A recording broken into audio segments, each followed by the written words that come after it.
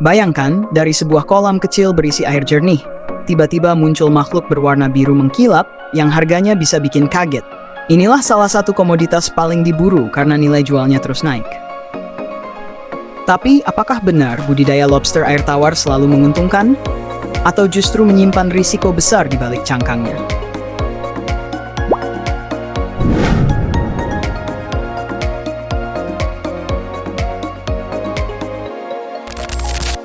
Selamat datang di Pemburu Amatir, tempat kita belajar dari kisah para pembudidaya yang berani mencoba. Di video kali ini kita akan membahas keunggulan sekaligus kekurangan budidaya lobster air tawar.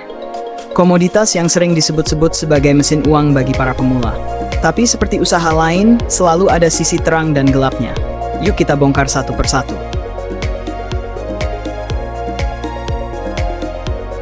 Keunggulan budidaya lobster air tawar, harga jual tinggi and stabil.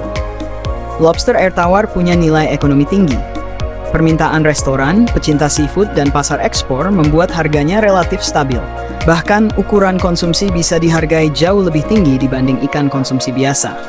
Artinya potensi cuan sangat terbuka. Bisa dibudidayakan di lahan sempit, tidak butuh kolam besar. Banyak pemula sukses hanya bermodalkan kolam terpal atau bak semen di halaman rumah. Ini jadi peluang besar, terutama bagi yang tinggal di perumahan atau lahan terbatas. Perawatan tidak rumit.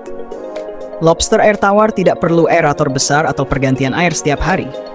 Yang penting lingkungannya bersih, pH stabil, dan punya tempat persembunyian. Bagi pemula, ini termasuk jenis budidaya yang ramah pemula. Proses pembibitan menguntungkan. Menjual bibit seringkali lebih cepat menghasilkan.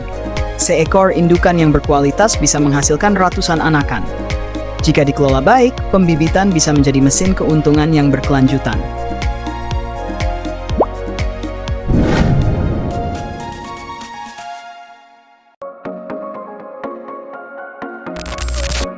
Dua kekurangan budidaya lobster air tawar. Pertumbuhan relatif lama. Untuk mencapai ukuran konsumsi, lobster butuh waktu cukup panjang, bisa 4 hingga 6 bulan, bahkan lebih. Bagi yang ingin untung cepat, ini bisa menjadi tantangan besar. Stres and kanibalisme. Lobster air tawar termasuk hewan yang mudah stres. Perubahan suhu, kualitas air jelek, atau kepadatan tinggi bisa memicu kematian. Selain itu, sifat kanibal membuat mereka bisa saling memangsa kalau tidak diberi tempat persembunyian.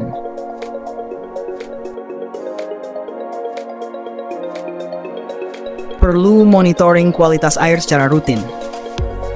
Walaupun perawatannya tidak serumit ikan air tawar tertentu, kualitas air tetap menjadi faktor utama. pH, suhu, dan kadar oksigen harus stabil. Sedikit saja perubahan drastis, lobster bisa mogok makan atau mati mendadak. Risiko gagal panen. Jika salah manajemen, budidaya bisa merugi. Mulai dari gagal bertelur, indukan stres, hingga serangan penyakit yang tidak kasat mata. Banyak pemula menyerah di tengah jalan karena tidak siap dengan risiko ini.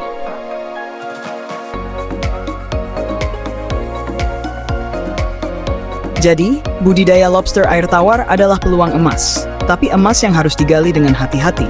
Ada potensi besar, tapi juga risiko yang tidak bisa diabaikan. Pertanyaannya sekarang, apakah kamu siap menjadi pemburu peluang berikutnya? Jangan lupa like, share, dan subscribe Pemburu Amatir, karena di sini kita tidak hanya belajar bertani, tapi juga memburu inspirasi.